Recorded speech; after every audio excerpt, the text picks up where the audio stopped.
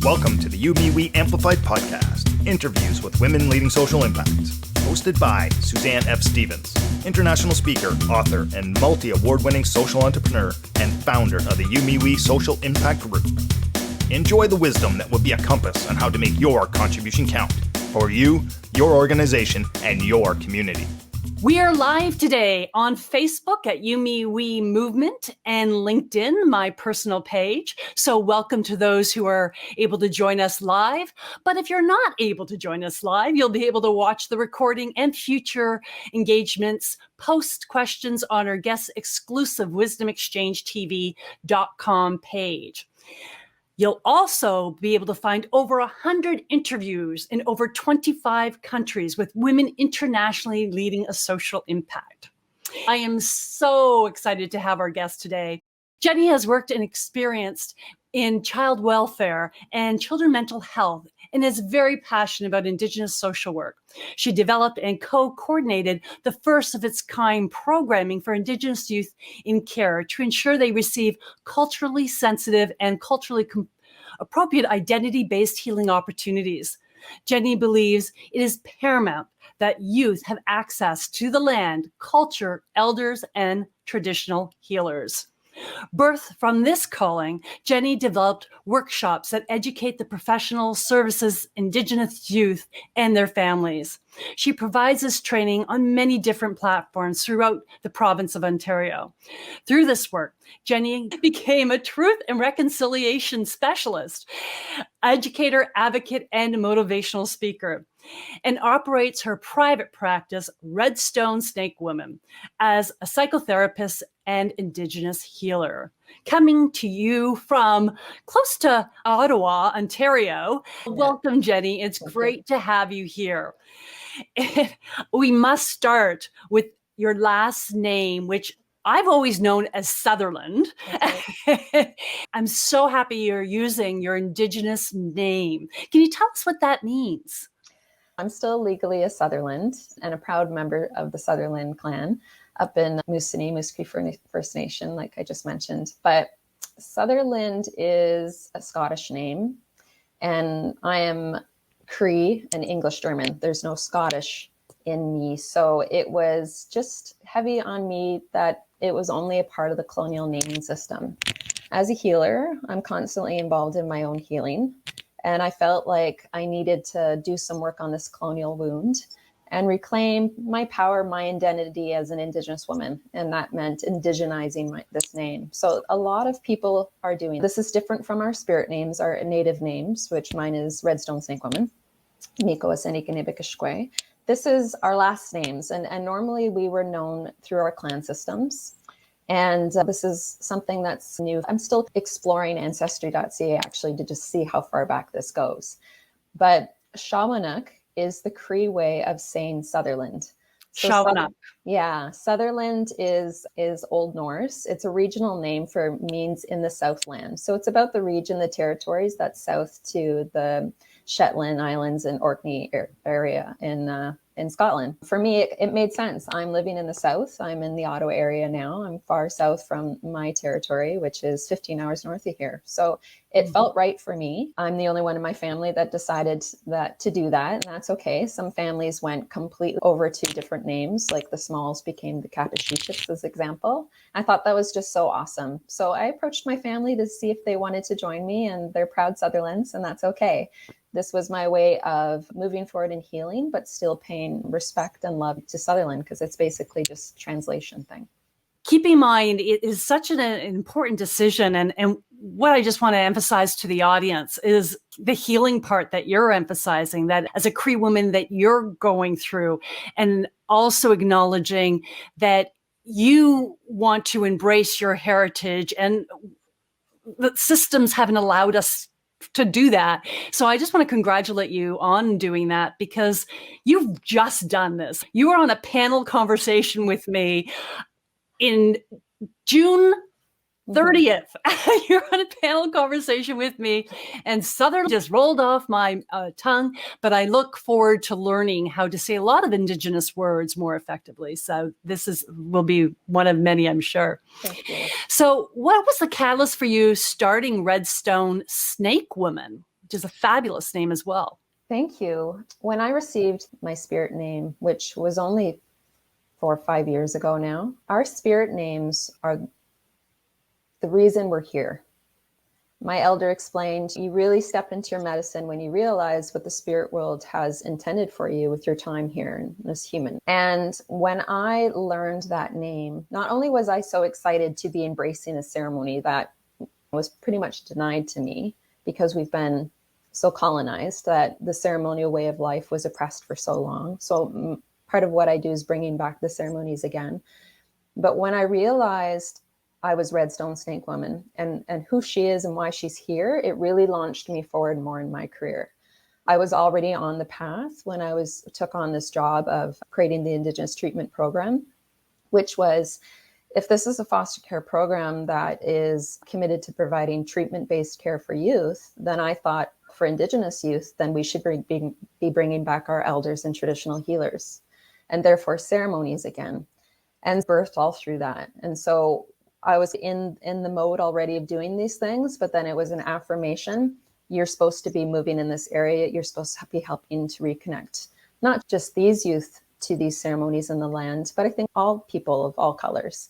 And also to be speaking up more. As I learn more about snake medicine, it is speaking. It is being a public speaker. I was very shy and nervous about that initially. And it's just now anything that makes me feel fearful, I dive in.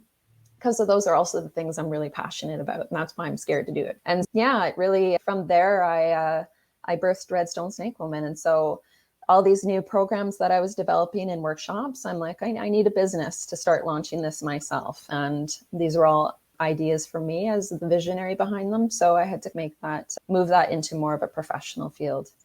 And you also do a lot of volunteering with children welfare.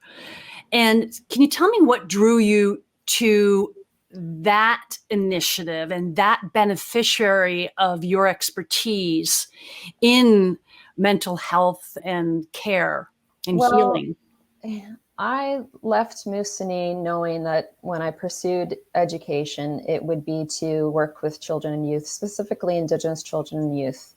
And I studied child psychology, and then I went on to my master's to specifically look at working with Indigenous families and to become a psychotherapist. And during that time, all those years of study, I worked for various child welfare organizations across Ontario.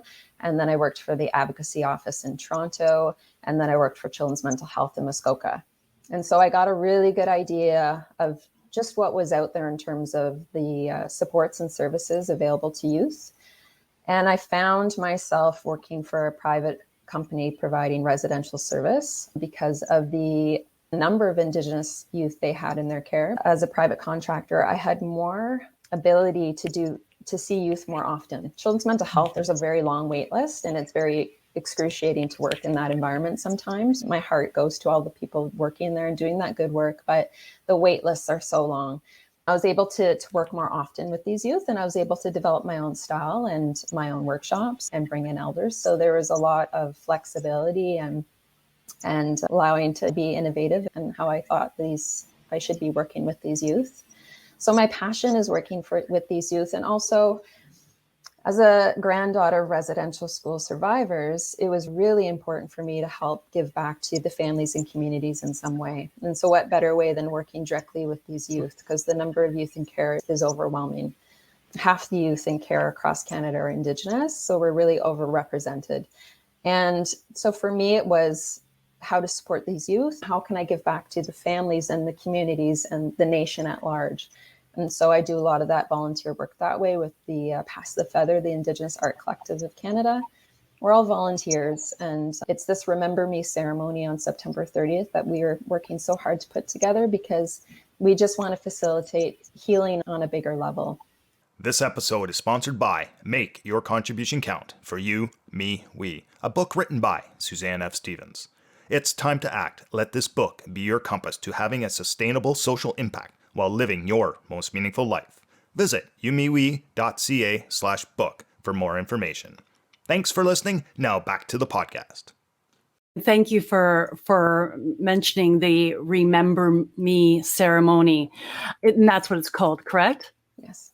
Yeah, and I just launched that because it's such an important one, and why I wanted to have you today on September 1st is because of that ceremony. And do you want to just talk a little bit about that ceremony and what the objective is of that ceremony so that people are aware? So now that Canada is awakening to our story with the uncovering of all our babies in these burial grounds at residential schools across Canada, we finally have the support that we need from our non-Indigenous community. And it just seemed like the perfect time, and with the launch of this now National Day for Truth and Reconciliation, that we could bring everybody together to mourn and honor all the children that were lost in like a Remembrance Day ceremony. I'm very vocal that I look at the residential school era as an Indian war. There's more pieces to that. Residential schools was just one tactic, I would say, to the genocide that we've been through. And I really started researching and looking at it this way, especially when I worked with all these Indigenous youth that were hypervigilant due to trauma. And were sometimes just in a situation in this limbic mode where they were like in warrior mode. And so I was really looking at this as war. And I'm like, Canadians don't realize the war that's been happening here. 1 in 26 Canadians that served in World War II died. 1 in 25 Indigenous youth that went to residential schools died. That's drastic. We have to really look at that and see that this is far more than just neglect. This is abuse. This is murder. There was horrific stories that our survivors have shared with us. And so I really need Canadians to start looking at the situation that my people have been in and are still going through. There's still a lot of oppression and systematic racism. And because we've had this lack of acknowledgement and lack of support, it's been so difficult to move forward in our healing.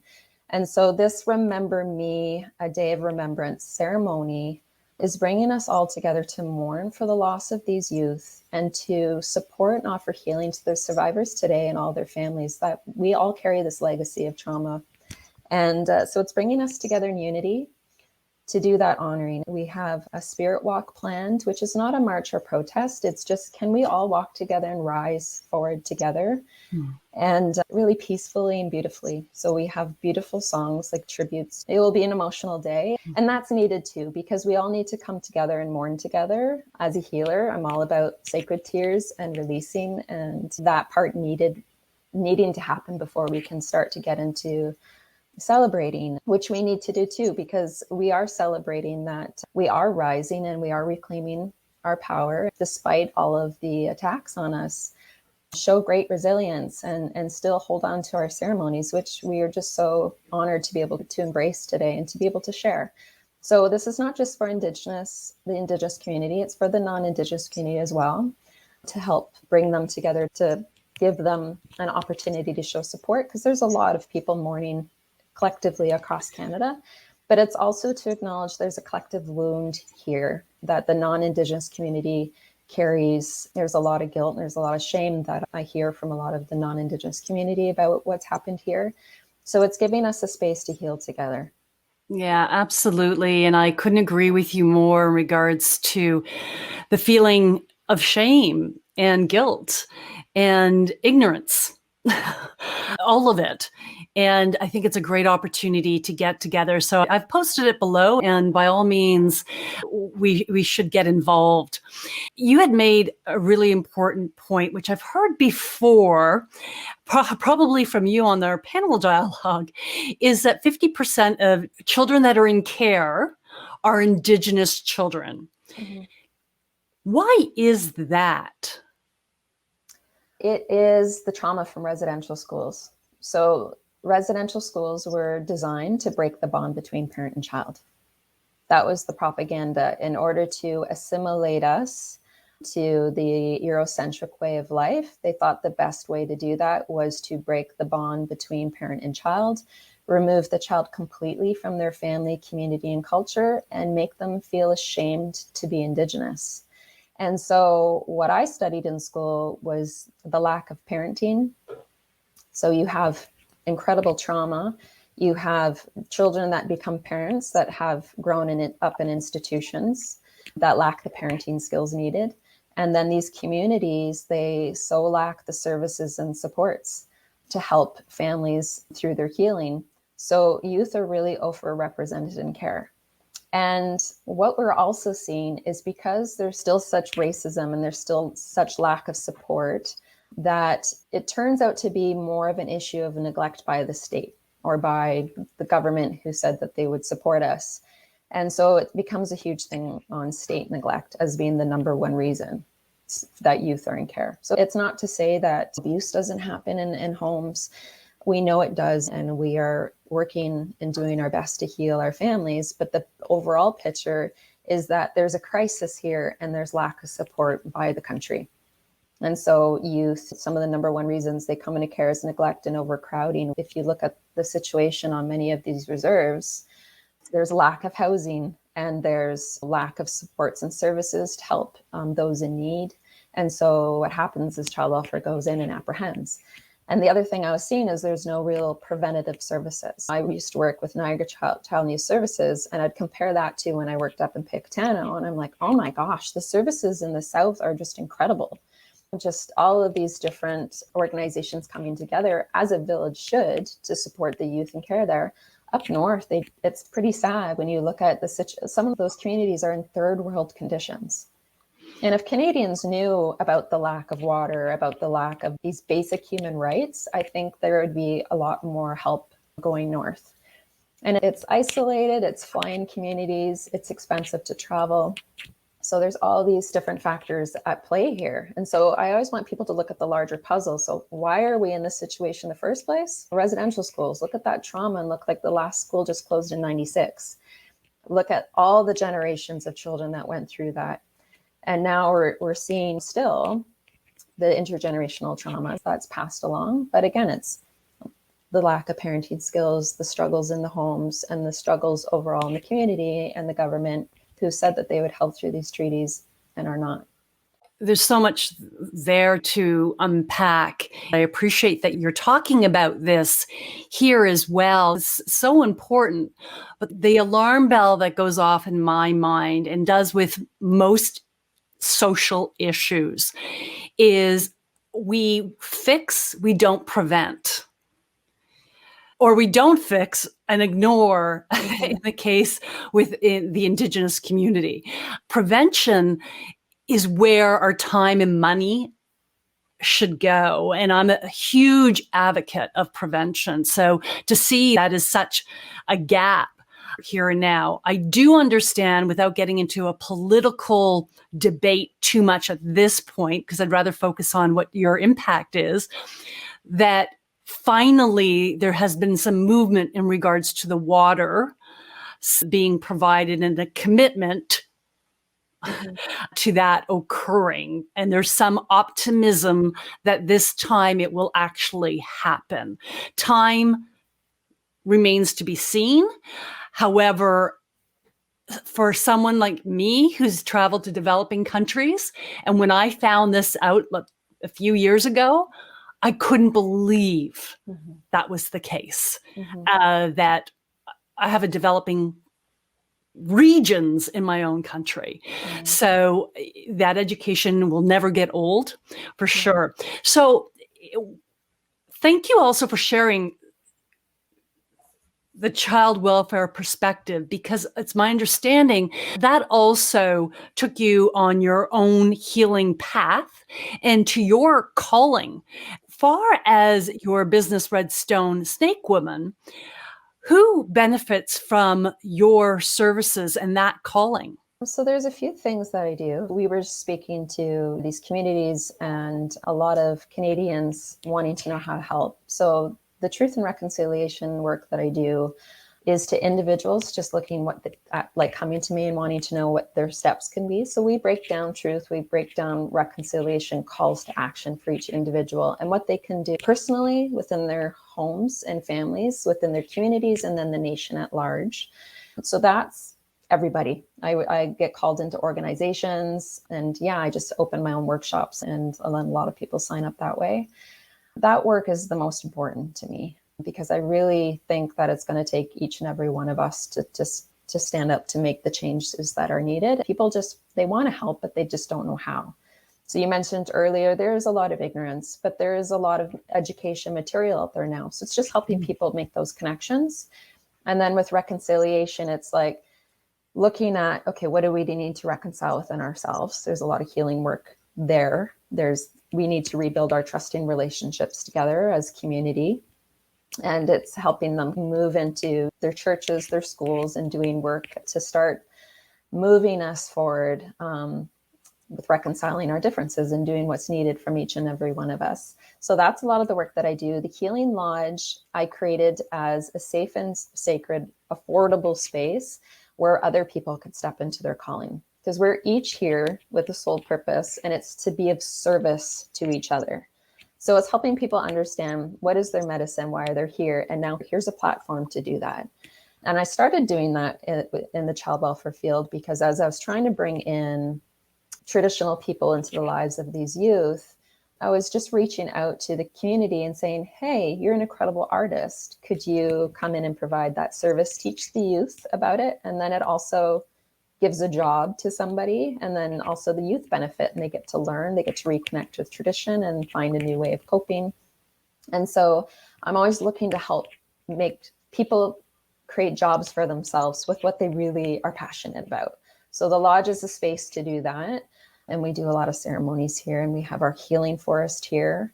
The healing forest is a national healing forest through the Truth and Reconciliation. It was a call out from the National Center. And so that's a space we've been working on to have benches for elders to be able to come into the forest. And we all know about forest bathing and the powers of reconnecting to nature.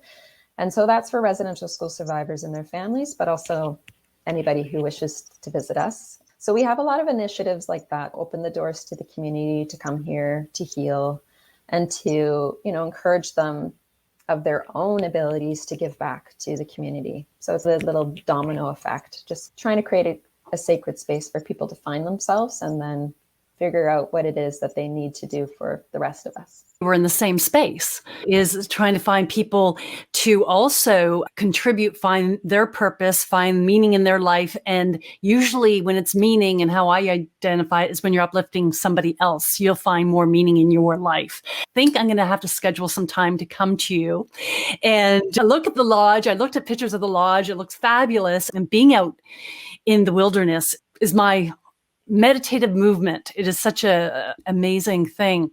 Now, you were mentioning in regards to your workshops and providing those to families and organizations.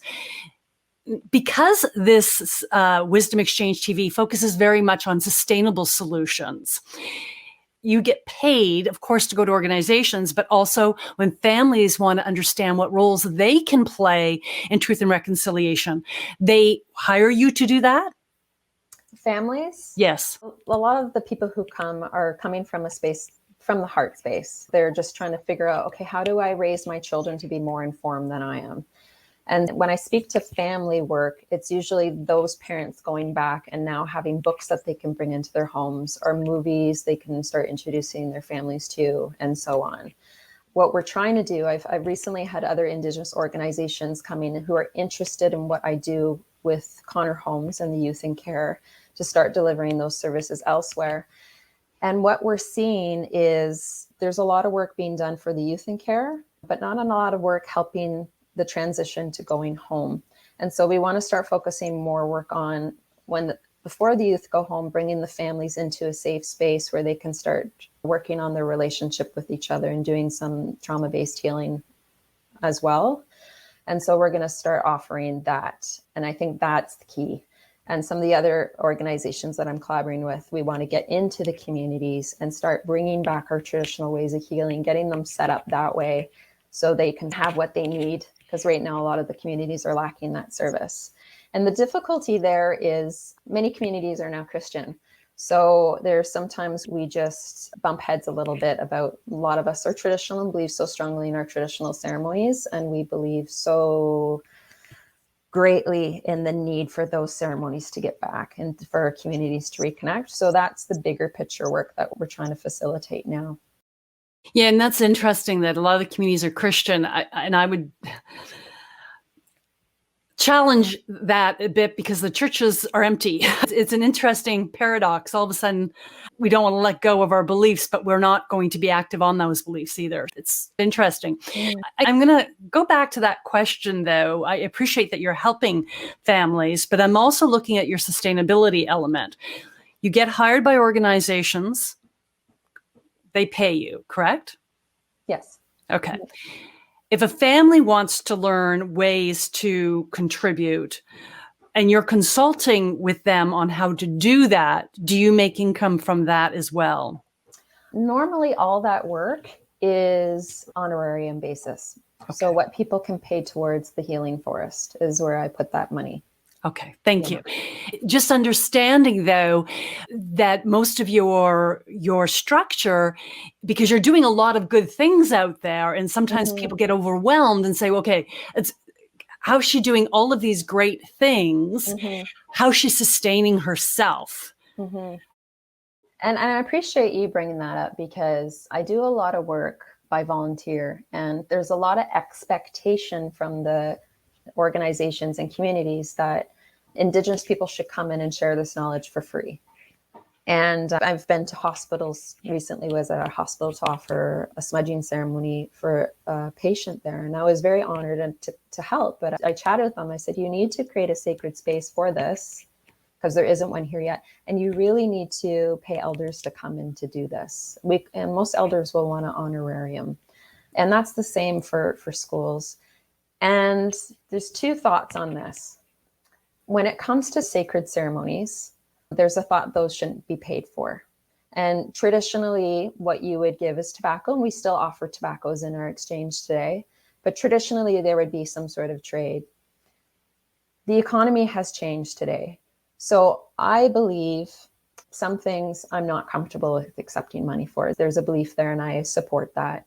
I said, but we're in a day and an age where I can't give tobacco to my elders to put in their gas tanks or to pay their mortgages. So I always pay my elders, the healers that I hire to come and work with these youth, the artists, and everybody. I make a money payment. And if they want that to be income or honorarium, whatever, is them.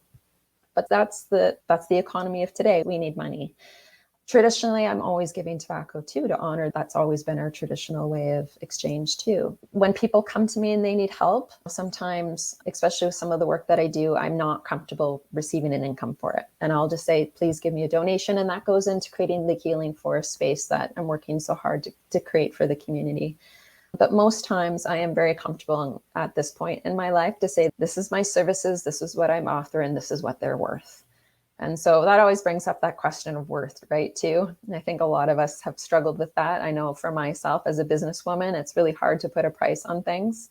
But I've come into myself a lot in terms of Redstone Snake Women, their services, and there's programs that I've created and I've spent years investing money into to learn and educate myself on. And it is important because for the entrepreneur, it's been extremely challenging and we still need to justify our wage. And it seems almost there's an expertise that you are bringing and there's years and years of education that you have.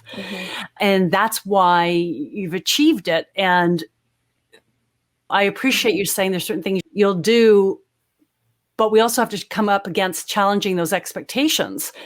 Just because you expect not to pay for this service doesn't mean you shouldn't pay for this service. Yeah, I don't receive funding. I'm an entrepreneur here, so sole proprietor. And when I have my kids, I'm single mom with my kids. So I have to pay all the bills. Yeah.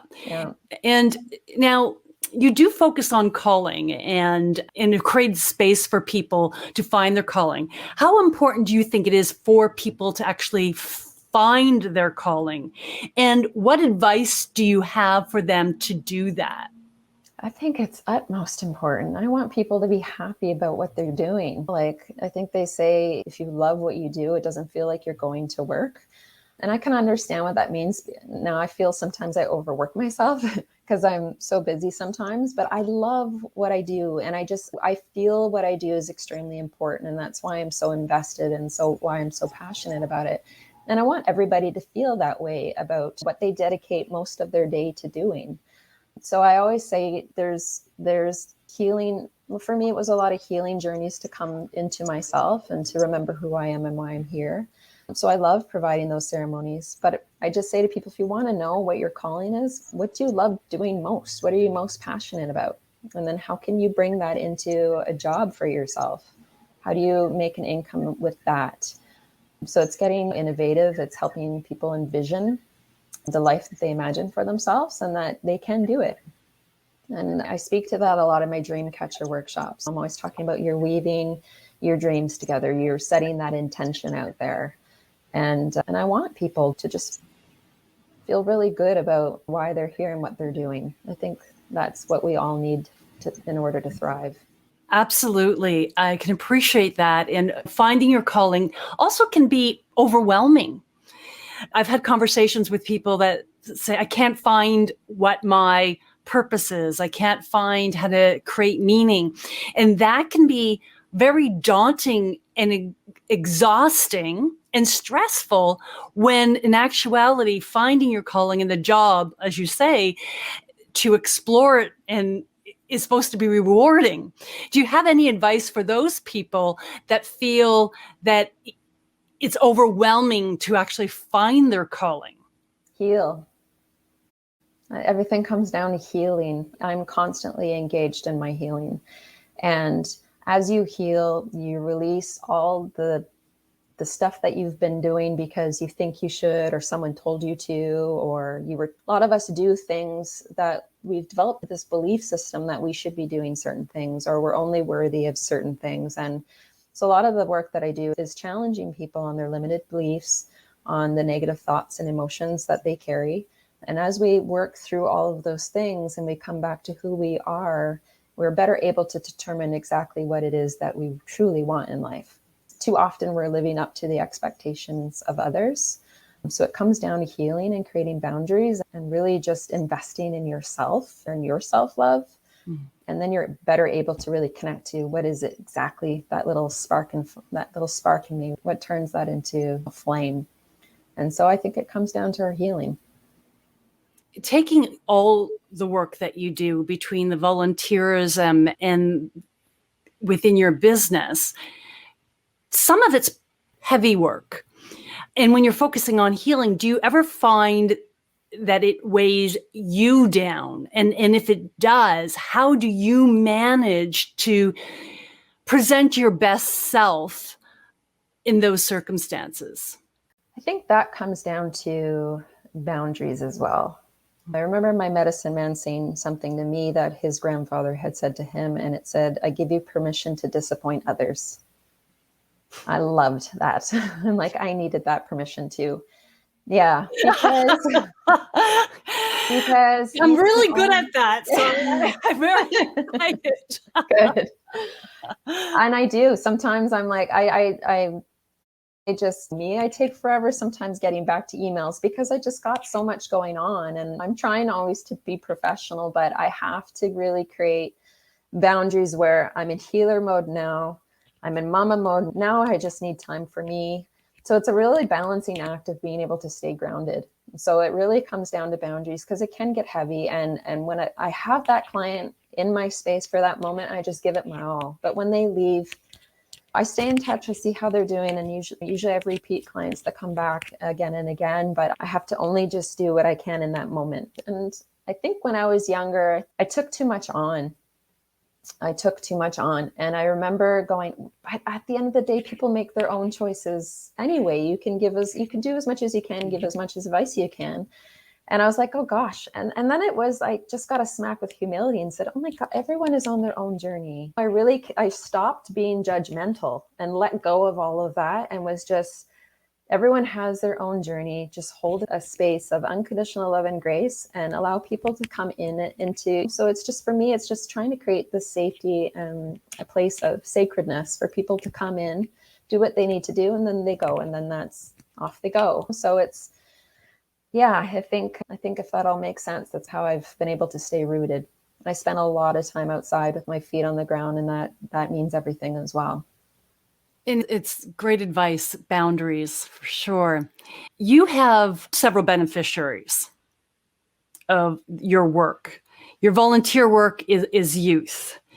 Who else benefits from the work you do more in your business of Red Stone Snake Woman? A lot of people just come out here to use the space. I have a lot of women, especially, that are moving in and out of the space. Sometimes they just need somewhere to come from tea. It feels like it's been halted quite a bit with COVID, but now that we're opening our doors again, it's been wonderful. When I first started running the lodge, I told women they could pay less if they helped me care for the space. When we looked at rental fees, and we'll bring this way down, you can come in, you can help me care for it. And then we created this little membership system. And they ended up, I think a lot of them feel like they benefited from the sacredness of this space that way too. And a lot of women just come and go. And I want it to always feel that way. I want it to feel like a place that they could just sneak into the forest when they have time without needing to ask me, just get back there and do what they need to do. A young lady came by the other day. I wasn't here, and she says, I just need in your forest too. She had a duck that she needed. I work with bird medicine, so everyone knows me and my birds and the plucking and ceremonies I do. So there's a lot of birds that end up in the forest, and she needed to come and bury and spend time there and honor those feathers and whatever story she had with it. And I love being a space for that. That's with Red Stone Snake Women. And just a lot of the work that I do is with Soul Space. It's a group of us that came together to help and support the frontline workers that are down working with the homeless and those struggling with addiction, and volunteering to be a person to run healing circles, grief support circles that the people downtown Ottawa have been burning out with this pandemic, with the amount of overdoses and the struggles that are happening down there that not a lot of people talk about.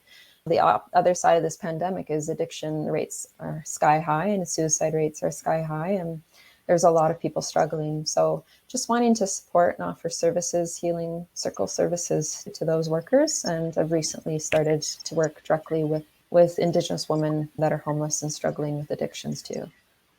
So when you started your organization, what did you see as the biggest opportunity for Red Stone Snake Women? Mm-hmm. I just wanted to be someone that people could to go to for consultation or speaking or whatever workshop it was. I just wanted to inspire them to come into who they are. A lot of people come into the lodge and they say, oh my God, this feels like home. I had a veteran come in and just said this was the first lodge he felt he didn't need to look over his shoulder while he was in. I work really hard to keep the energy here soft and nurturing, mothering, because I feel like all of us just need a home, a place to feel like we belong. And so I'm really just wanting to help people come home to themselves and reconnect. There's a loneliness that I think everybody felt during the pandemic. It started to bring up that wound in so many of us. And I've wanted this for myself, is not to be lonely in my own company. Not just to need me, put that self-care, self-love first, because when I'm in that space, I'm the best mom and I'm the best healer and I'm the best version of myself to be able to reach out to the larger community. Mm-hmm. So I was just trying to be very innovative and ways to reach people. And so I started coming up with different workshops. I work with bird medicine, and a lot of people come to me wanting to understand the different types of bird medicine. And so it's helping people understand the medicine and gifts of nature. And a lot of people love my dream catcher workshops. And that's about dreaming the life you've imagined for yourself and starting to really create intention and vision boards and how to reach your goals. Right. And so I was just wanting a space where I felt like I can try these new ideas, and that gave a space for other people to be a little creative and with what they wanted to be able to offer the world as well. Why is having a social impact so important to you? I'm all about community. The Indigenous way, the Western versus Indigenous worldview is very different. And we are a very collective people. We're very matriarchal. We're very much about offering holistic services, reaching the larger community. I believe it takes a village to raise a child. And I want to start seeing these social shifts where we all start behaving that way again. Everybody's plain stranger and bystander to one another, and we can't make the change that this world needs that way. We have to start seeing each other as kin, and that's our traditional way of looking at the world. We say all our relations. That's what my lodge's name, Misiwe. All our relations recognizes you are my relative, you're my sister, so is that rock, so is that tree, so is that plant. When we start to treat each other better and the environment better, when we look at each other from that powerful viewpoint. Absolutely. So we're going to end very shortly, but I'm going to give you some what I like to call rapid fire questions, just to mix it up, Jenny. Fun. And first thought, best thought, and if you don't have one, you can pass, but give it a second and see if something comes up. What is one thing you wish you knew prior to engaging down the path of particularly Redstone Snake Woman? One thing I wish I knew earlier? I think I wish I knew my worth more. I think I could say that for me. And I think with a lot of my clients, that's the first thing we work on is self-worth. This investment into yourself first and foremost. I think I was always trying to do what other people thought was needed and not relying on my own intuition and not believing in myself as greatly as I should. Best piece of advice you've ever received?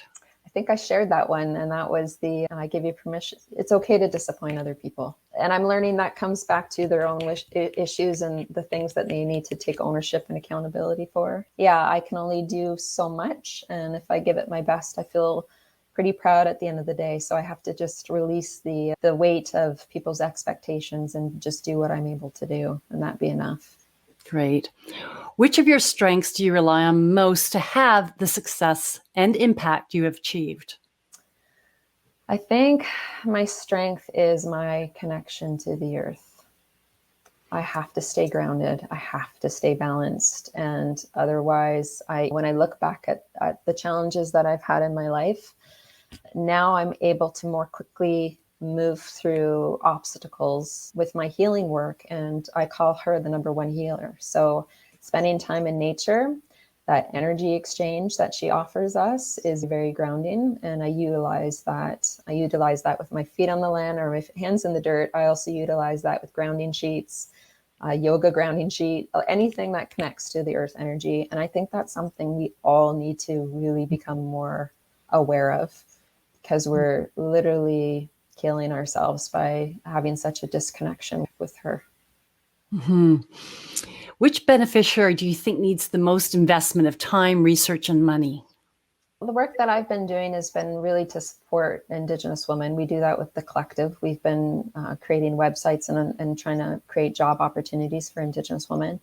And a lot of my work to support Indigenous women is because I really believe in sacred feminine rising, and that we need to get back to being a matriarchal society, and we need to bring heart back. And our women are the leaders and the change makers and warriors of today. Mm-hmm. My concern is the Indigenous men. I don't see the same services and supports for them, and I know they really struggle. So I would like to start seeing more people reaching out to them and looking at prisons and jails and corrections and the justice systems. Our two most precious resources are our children and the land. So a lot of focus needs to be there always. So being the village that we are, I guess there's many different things that we need to look at. To your point about the Indigenous men, this is what happens when pendulum swings, is someone, and I often talk about consequences of your contribution. Mm-hmm. And often when you contribute one place, and right now a lot of attention is being put on women in general, mm-hmm. and intersectional women, in which is Indigenous, Black women, white women, all women. Mm-hmm. And as a result, there is that fear that men are being ignored. And my whole thing is, there's a pendulum swing. It will come back when we see equitable environments, when people are treated, then it will come back. But we have to push until that occurs. And that's truly in the Indigenous community as well.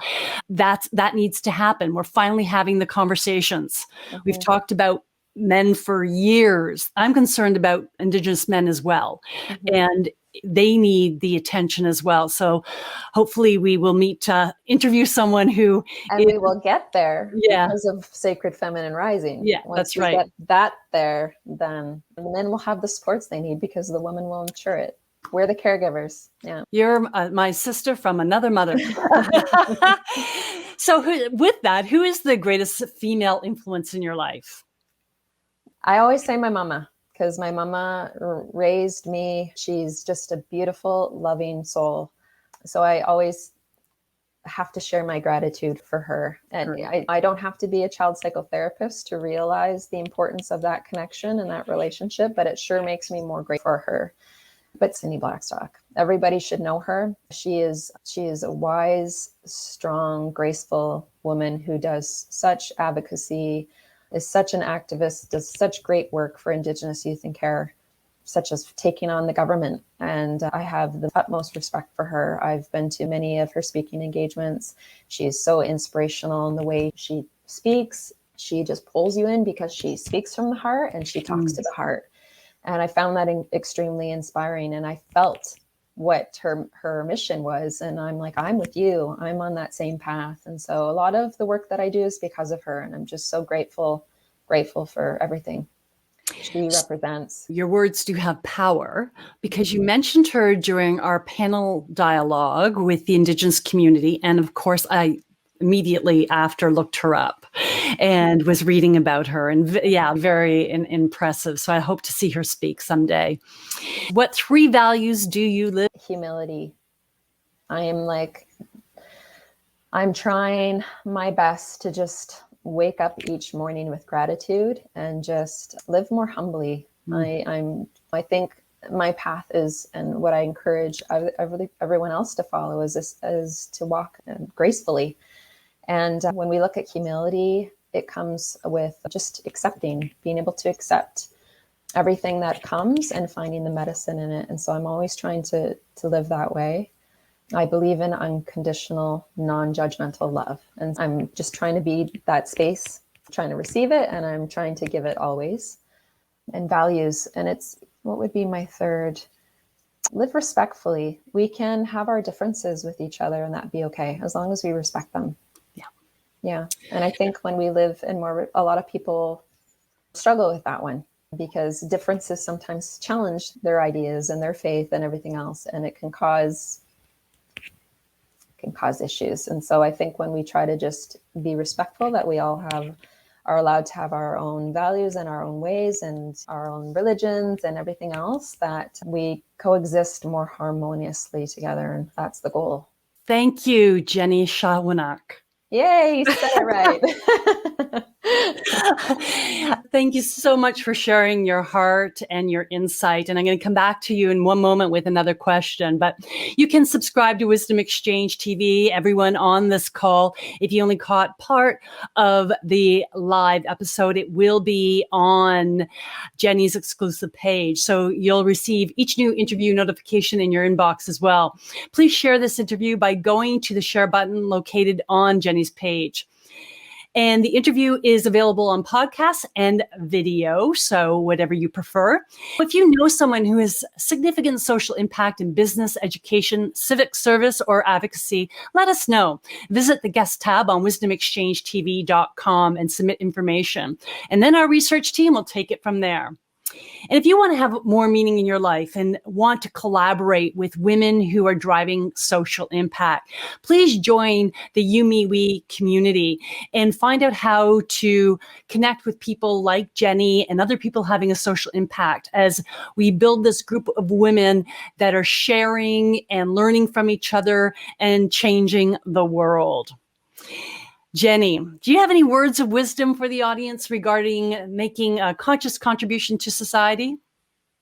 As you were bringing up the social impact again, I'm like, and here's the child psychotherapist from You Studies Attachment coming out, we are meant to connect with one another. We're meant to relate. And I think when we just talk about making conscious efforts, it's always looking at the community at large and just trying to truly value our relationships. And that when we're looking at helping, it's got to be wide. It's got to be, we can't do this where we try to act like we're separate from it all, when we're just one community that's extremely interconnected. I always call it the eternal web of life. And yeah, I think we just need to be open more to this idea that we are social beings and everybody around us has a role, and that has to be respected and honored, and we need to work together more in a more loving way. Amen to that. I know that's a Christian term, but That's okay. or namaste to that. Yeah. Or how would I end that in an Indigenous way? We say ahoy a lot. Ahoy. Yeah. Ahoy. I agree with that. Yeah. Thank you. Until next time, make your contribution count for you, me, we. Miigwech. This episode is sponsored by Make Your Contribution Count for You, Me, We, a book written by Suzanne F. Stevens. It's time to act. Let this book be your compass to having a sustainable social impact while living your most meaningful life. Visit youmewe.ca/book for more information. Thank you for joining us for the YouMeWe Amplified, Women Leading Social Impact in Their Communities and Beyond podcast. For more interviews, visit youmewe.ca/podcast. Until next time, make your contribution count for you, your organization, and your community.